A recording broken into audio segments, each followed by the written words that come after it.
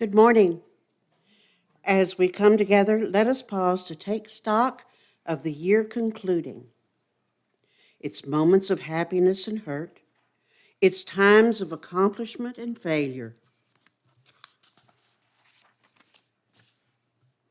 its occasions of inspiration and fear. We add these experiences to the tapestries of our years and look bravely towards a new horizon. We welcome you this morning. As is our custom, if you'd like to come and light a candle for a joy, a challenge, or just to bring more light into this room, please do so. Where had they been moved? Right there. As we sit in stillness, listening to the prelude.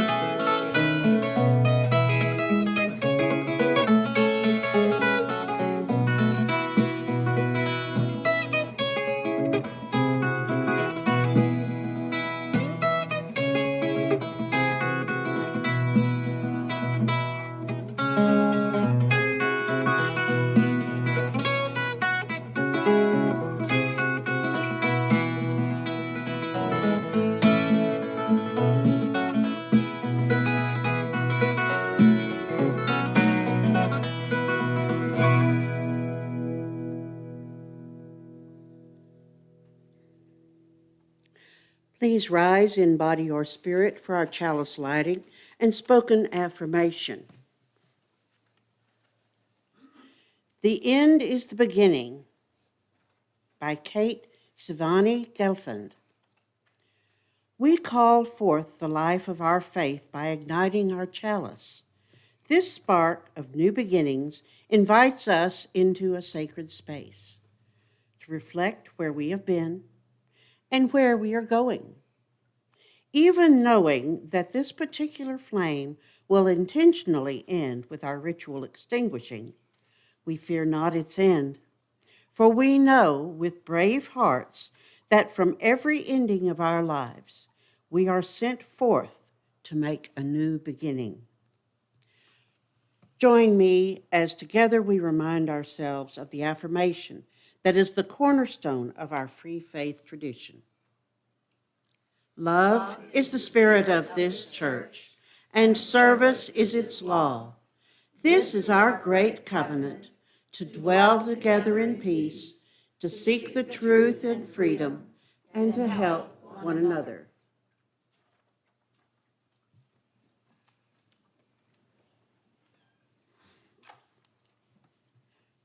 Our opening thought this morning, with our burning bowl ritual, followed by sharing by the congregation.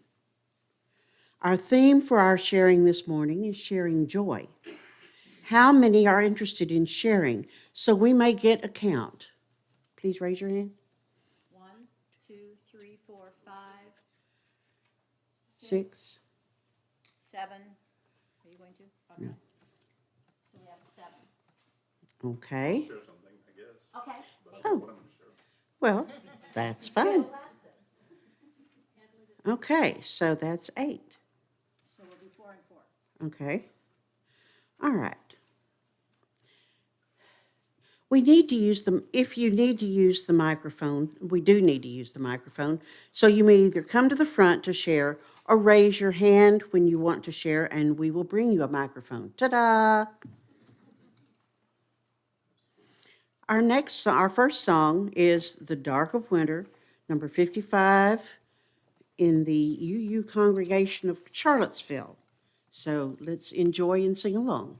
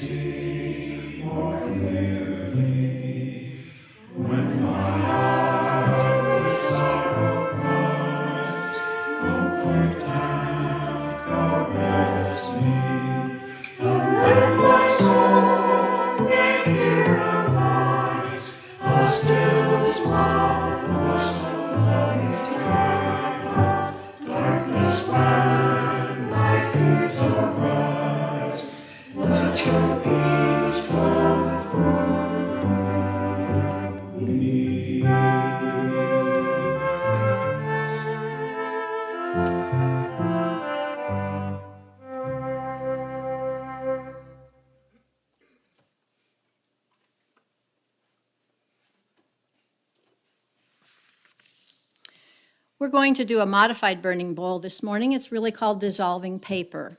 How many have their piece of paper? Everybody has one? Anybody need one? All right. And also, do people have things to write with?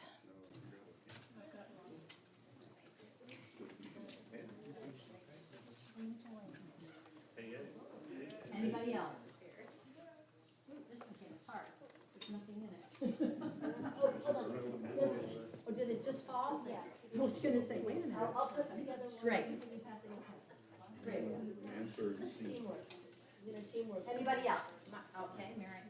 Everyone needs one?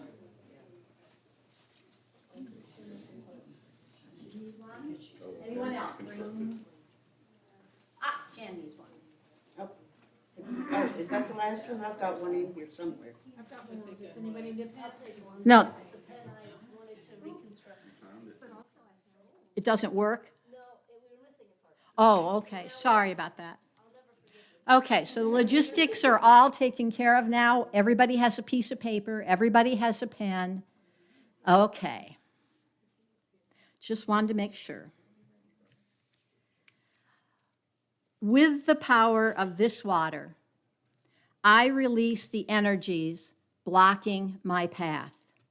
May the element of water gently wash away the resistance that has held me back from living my full potential.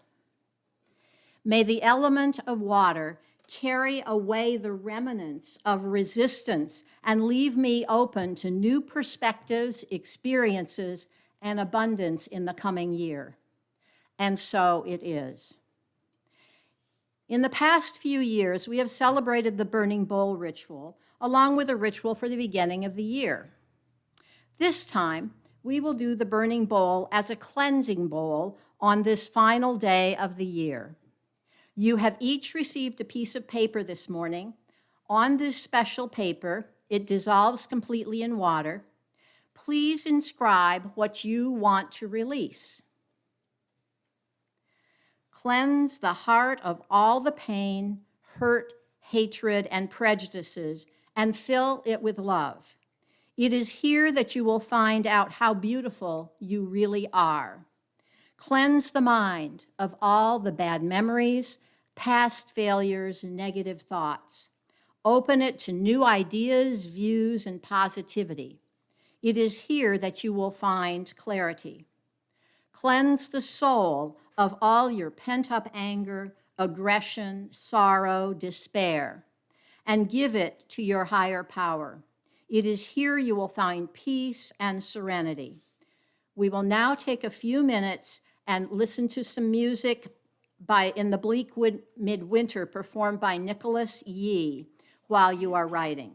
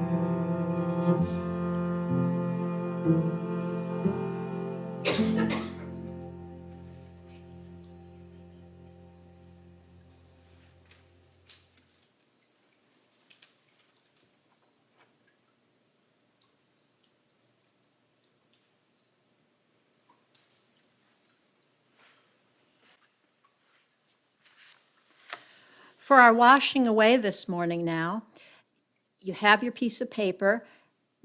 I have a fountain in here so that the water is moving to help it dissolve because it takes a little bit. And so if each person, I'll demonstrate, but if each person would follow, come up one at a time and put your paper in the water. And if you hold it over the fountain bubbling, it will dissolve faster.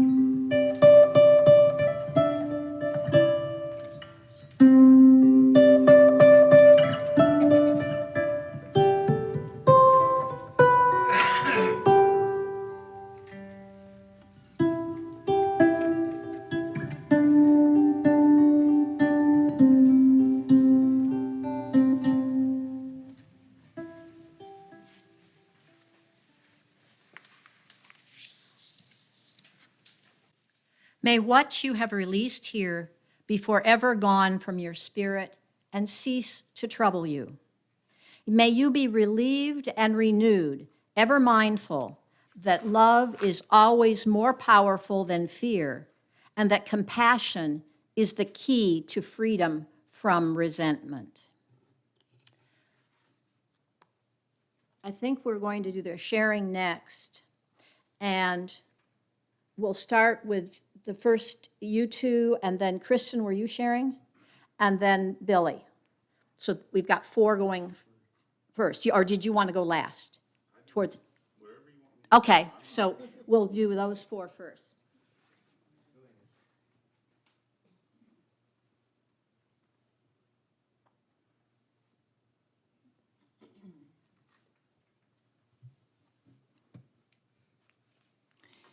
I have a couple of things to read. Don't panic, neither one is long. The first one is called Now the Work of Christmas Begins by Howard Thurman, an African-American theologian, educator, and civil rights leader. When the song of the angels is stilled, when the star in the sky is gone, when the kings and princes are home, when the shepherds are back with their flocks, the work of Christmas begins. To find the lost, to heal the broken, to feed the hungry, to release the prisoner, to rebuild the nations, to bring peace among the people, to make music in the heart. The second one is called When Great Trees Fall by Maya Angelou. We had a really good friend die this past year, a few weeks ago, and he had instructed his daughter and friends that he did not want a funeral. He wanted his friends to gather with food and drink and to just tell stories about him. So this is one of the things I read because I thought it expressed how I felt about his passing. We had lost so much, and yet the memory of him and what he had contributed to the world lived on. When great trees fall, rocks on distant hills shudder. Lions hunker down in tall grasses, and even elephants lumber after safety. When great trees fall in forests, small things recoil into silence, their senses eroded beyond fear. When great souls die, the air around us becomes light, rare, sterile. We breathe briefly, our eyes briefly see with a hurtful clarity. Our memory suddenly sharpened, examines, gnaws on kind words unsaid, promised walks never taken. Great souls die, and our reality, bound to them, takes leave of us. Our souls, dependent upon their nurture, now shrink, wizened. Our minds, formed and informed by their radiance, fall away. We are not so much maddened as reduced to the unutterable ignorance of dark, cold caves. And when great souls die, after a period, peace blooms, slowly and always irregularly. Spaces fill with a kind of soothing electric vibration. Our senses, restored, never to be the same, whisper to us, they existed, they existed. We can be, and be better, for they existed.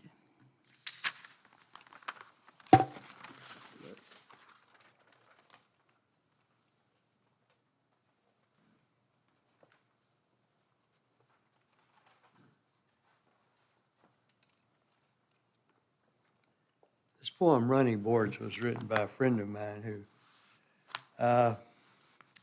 he was almost 10 years older. He would have turned 94 on Pearl Harbor Day this year, December 7th. He was 12 years old when that actually happened. I wasn't born yet. This is called Running Boards. Probably most of you probably your only experience with running boards has been watching a movie set in the 20s or 30s. They were actually still around when I was a kid. Cars with running boards on them. And they were, almost all cars had one in the 30s when he's writing about, or in the late 30s. So he was 5 years old. Running boards. My God, I'd forgotten them except for images of extras being quaint as they wait for Dillinger or Mar Barker to rob a bank. Now I choke on the goat smell of sun-hot, no-slip rudder ridges as I put my face close to find the magic of a board running and my back warms.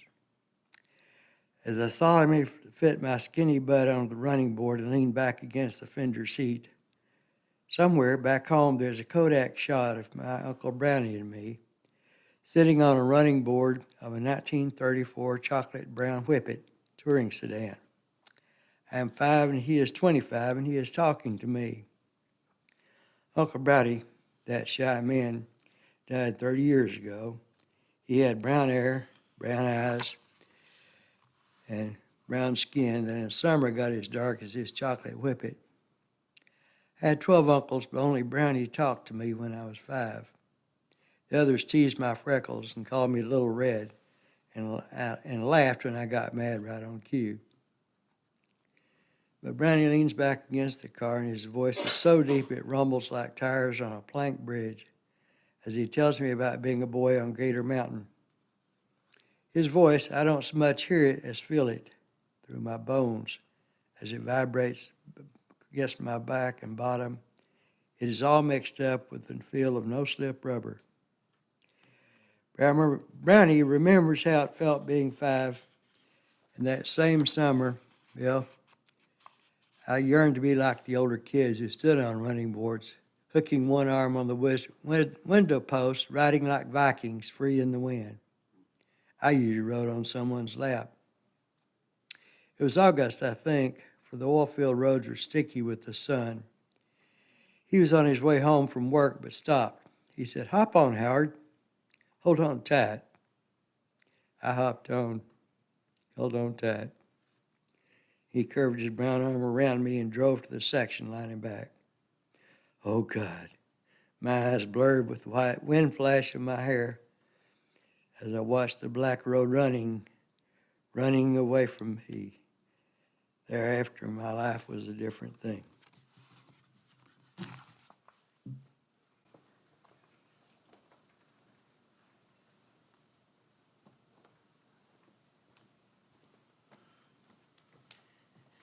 I'm Kristen. I failed to look up anything in writing, but I did finally receive my Christmas sweater. And it's got my babies on it. It amuses me because it's big and floppy.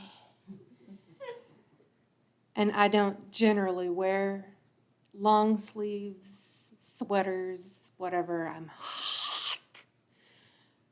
But this amuses the crap out of me, and I needed something amusing because I've bit down. So this brings me joy, as does being here with you all. Nice. Very good. Was it my turn? Your turn. Okay, I didn't know that I was getting kicked out or something. So, I was sitting here thinking about what I wanted to quote from, and I'm a person, and so is my wife, but we're both people that walk around with quotes in our head. You ever know people that keep books of quotes, and they say quotes all the time? Yeah, okay. So, there's 4 quotes, and I don't know who they're from, okay? I just write them down. I'm probably going to get in trouble someday. But it's one that I say to myself every day, and it's been going around the internet, and I know people probably are tired of it, but, be kind. I say that to myself every day, not just to be kind to myself, but to be kind to other human beings. So often, I think we forget that. Think about how many times you're driving around in your car in Dallas and some jerk pulls in front of you and wants to put 2x4 through your windshield. I don't always want to be kind, but I believe firmly that that's something that we all need to have in our head just so that we can get through life. Okay, so the other one that I was going to talk about, and I think I'm trying to remember them, is one that I say and I put up on my wall, and you can, some of you will probably do this already, but hate has no home here. Ever heard that before? Hate has no home here? Well, it's one of my favorite ones too, and I don't know who said it, where it came from. It's probably an internet thing that I just picked up, but I try to think about that when I'm sitting down every day and when I get up every day, because I could be a hater. We all could be a hater, but what does it get for us most of the time? It gets us a lot of anger, I know that. I'm tired of being angry most of my life. So, and then the other one, and this is one just for me because I just, picked it up, and maybe some other people in here kind of relate to it, but there have always been transgender people. Ever heard that before? It's true. I've researched it, believe me. So, and then finally, the last one, just because, that's just who I am, is, it's basically that, I get up and I really focus on the idea that it's okay to be me. And the other one that I guess that's 5 now. See, I got all these going in my head all the time. The last one that kind of goes along with that, though, is, and you probably heard this before, I am enough. I read that in all kinds of books I read. How often do we not think we're enough? How often do we think that we're incompetent or not able to do things? And guess what? There's some things we are probably incompetent at. I probably could not sew a dress. I could probably not drive a tractor very well. I have done it one time, but it was horrible. But the point is that, we all have value. So I guess I just want to end this by just saying, think about the little quotes in your life and think about how you can use them to build yourself up and build other people up. I mean, life is about developing community. And if we don't develop community, then, it's pretty lonely. Thanks. Let's give a round of applause for all those people that have already shared. Great, thank you. For our practices this morning, we're using a reading called Next Year's Words. I almost said woods instead of words. Next Year's Words. And it's by Tim Atkins, and we've adapted it slightly. New Year's is without a doubt the most meaningful winter holiday for me. As a religious humanist, none of the other winter holidays have ever really called to me. But to me, there's something almost magical about the chance for a fresh start, a new beginning, the start of a new chapter. One of my most treasured New Year's traditions is coming up with a word for the year, a single word that I want to be the theme for my entire year. I started this practice 5 years ago, and it's changed my life. It becomes a mantra. I meditate on it throughout the year. When I'm questioning what's the right thing to do, I will look at my word of the year for guidance. Previous years have been embrace, explore, delight, and authenticity. What shall I decide for this year? As a religious humanist, I also find it somewhat comforting to have this solid rock for my year. It forces me to focus in on a value I want to live my life around and meditate on the value throughout the year. It forces me to put my values into practice, something we all could do a little more. When I look back on my last few years, instead of reflecting back on the years in terms of usually negative events, I reflect on them in terms of the values and the amazing things that I did that year to embody that value. May we all be grounded in living our values in the coming year. May we all spread our wings to new heights in the coming year. May the fire of your commitment to your personal religious and ethical values burn brighter than before. And may we all be authentically ourselves in the coming year. Please join me in a minute of silence to contemplate what your value might be for 2024.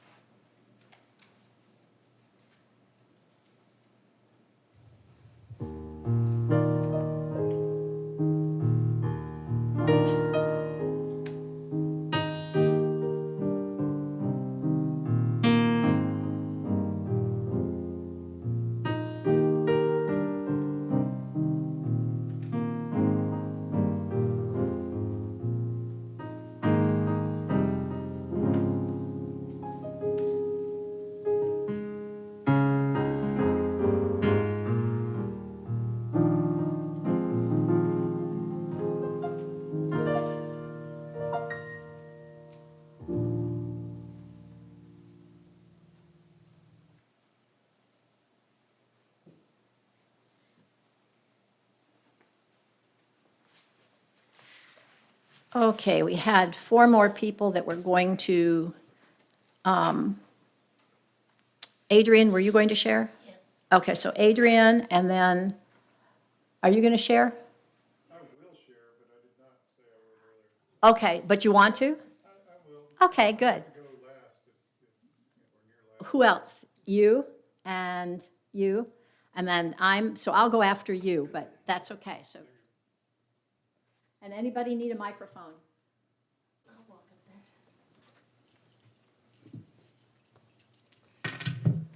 So I didn't really come prepared, but I have a couple things. One joy that I want to share is just the joy of friendship and community. And in that joy, I would like to invite anybody who is not aware, we are having a New Year's party here. It's alcohol-free, of course, nerd-themed, so we're gonna have board games. We're gonna be playing board games all night. Starts at 6 p.m., goes until 1 a.m. You can come and go as you please, but one joy is that I would like all of y'all, if you want to join community. And then I have a poem by J. Holm. It is called Jesus at a Gay Bar. He's right here in the midst of it, right at the center of the dance floor, robes hitched up to his knees to make it easy to spin. At some point in the evening, a boy will touch the hem of his robe and beg to be healed, beg to be anything other than this. And he will reach his arms out, sweat damp and weary from dance. He'll cup this boy's face in his hands and say, "My beautiful child, there is nothing in this heart of yours that ever needs to be healed."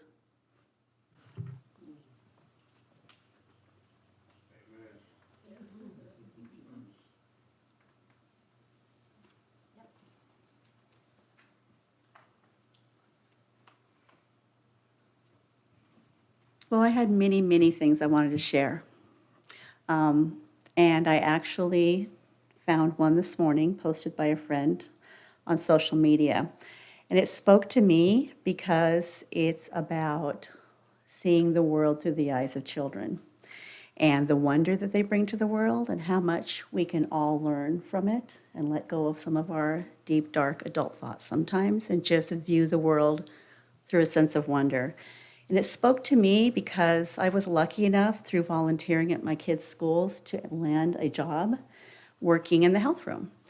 And I was drawn toward the little children who came to me because they were in a very vulnerable position, either physically ill, emotionally, mentally having a hard time, or just needed a space for someone to listen to them. I ended up in a high school because I simply needed more hours. We needed more money coming into our home, and the elementary level did not offer me enough hours in a day, and it scared the crap out of me because I was intimidated by what I thought I was going to get from the high schoolers. And I learned that maybe because of the position I was in, that they came to me as their most vulnerable self. And I feel so lucky because I enjoyed every moment of my job except the paperwork crap. But most of it was just spent with whoever's going to turn that corner and walk into my door needing something. And 99.9% of them were all appreciative of just me being there. So that was such a joy, and I felt so lucky to have that. And that's why this piece spoke to me, and I appreciate my friend sharing it.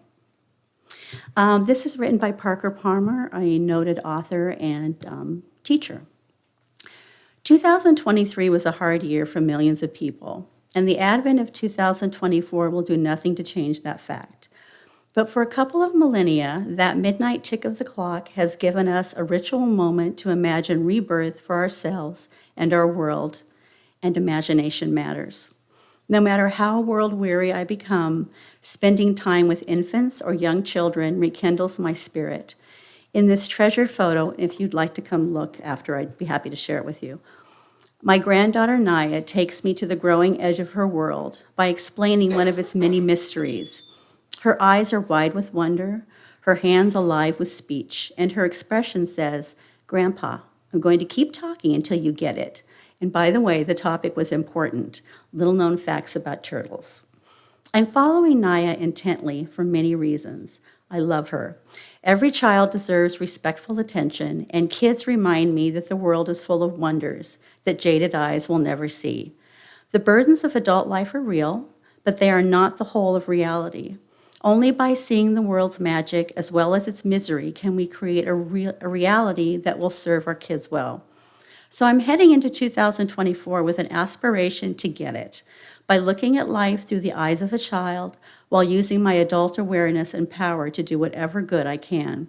Buddhists call it beginner's mind, a vital corrective to the cynicism that comes when we allow harsh realities to darken our imaginations and diminish our energies. It's a way of looking at the world that makes fresh starts possible at home, at work, and in politics. As we move into the new year, I'll be reflecting on what Howard Thurman calls the growing edge of my life. What is yours? May 2024 be a year in which we grown-ups find new life in ourselves to help make a world fit for the children. In that spirit, I wish you and yours a creative and engaged new year. Thanks.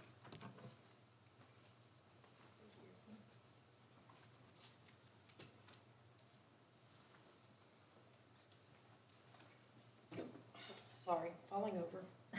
Don't do that. The boot helps. It doesn't help.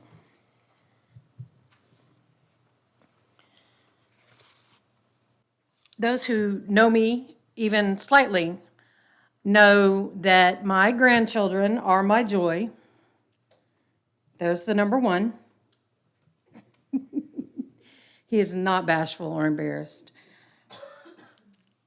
And if I were to choose a word for my year, it would be compassion. Because I feel like if we have compassion for ourselves and for others, everything is possible. Desmond Tutu, in the book of Joy, Lasting Happiness in a Changing World, an excellent book that he and the Dalai Lama worked together on, says, "We are fragile creatures, and it is from this weakness, not despite it, that we discover the possibility of true joy. It is through compassion and connection that we can strengthen this fragility and find joy in each other."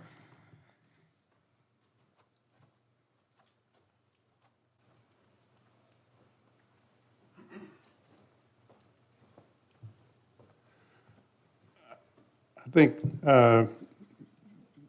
I didn't prepare either, obviously. What I want to speak about is, I guess, the opening yourself up to joy. And, I've looked up joy, over the last few days, and most of them talked about, through God, through religion, faith, that kind of thing. But the best source I found was the Book of Joy by the Dalai Lama and Desmond Tutu. And they talk about pursuing joy is a waste of time, but opening yourself up to joy, that's what is important. And the best way to do that, they talked about the 8 pillars of joy, which is, with all due respect to them, I think there's one thing they left out, which is purpose, your mission in life, that type of thing, opens yourself up to joy. And one of the best ways to do that is through generosity and helping others and bringing joy to other people, like your children. Because I saw a deal the other day on YouTube about there's no good Christmas gift. And the reason why there's no good Christmas gift is because of all the effort you have to put into it, or it's just handing money and passing money around. But unless you're giving a gift to a child under 13 years old, and that's how the perfect gift for them, a Nintendo or a bike or whatever it may be, that's where you see the true face of joy, happiness, that type of thing. And that's what people are pursuing in their life. I just wanted to mention that purpose in life. If you're pursuing your purpose, how simple it is, even if it's very simple, like giving a child joy, giving your grandchildren joy. I missed out on, unfortunately,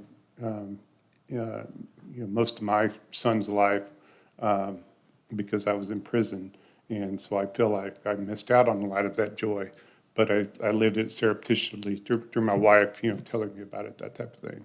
But now my purpose in life is to give joy to my grandchildren. So, and that will give me the most joy, I assume. So.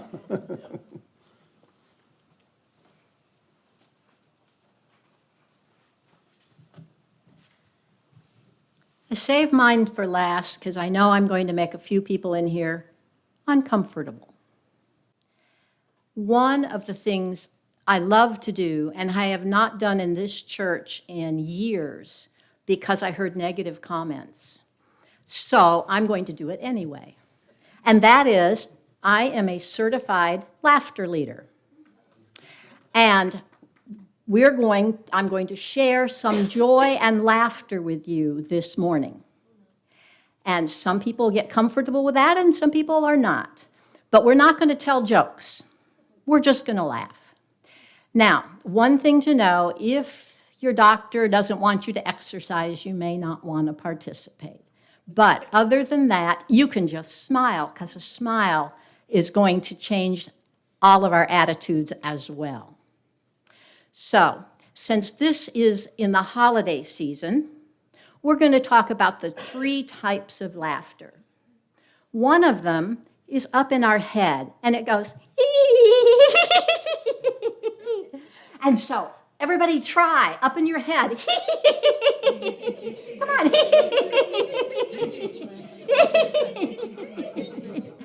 on. Okay. Now, the next one is down in our chest.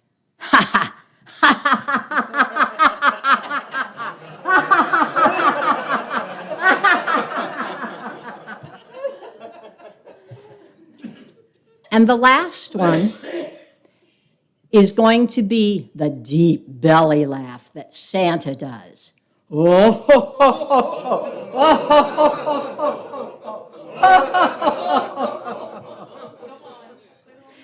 Now, I don't know about you guys, but I know for myself, just those 3 little laughs can elevate my mood. If I took a test of how I felt before and how I feel after, it's so much elevated.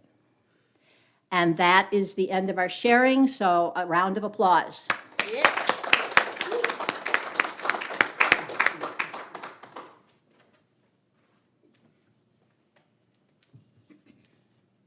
Oh, ho, ho, ho, ho, ho. Oh, laughter is the best medicine of anything. Okay, but now is the time for our giving this morning. The bowl awaits, and you may donate online.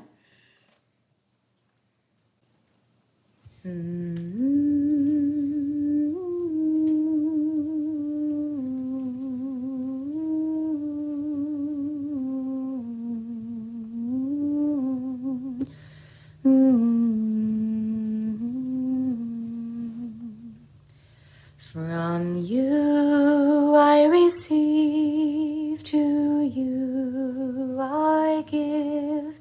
Together we share, and by this we live.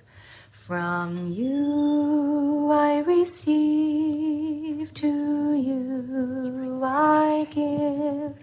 Together we share, and by this we live.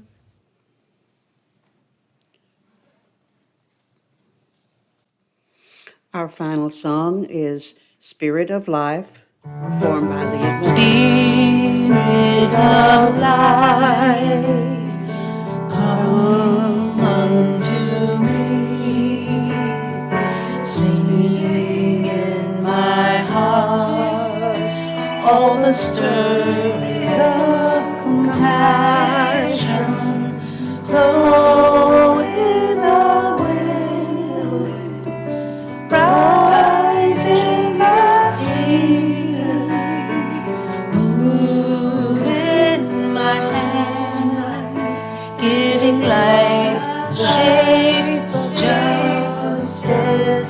Roots hold me close. Wings set me free. Spirit alive, come to me, come to me. I invite you to rise in body or spirit for the benediction and extinguishing of the chalice. I think it died. It did? Yeah, battery went out, I guess. A Winter Blessing by Rebecca Ann Parker. In the shadowed quiet of winter's life, earth speaks softly of her longing, because the wild places are in tears.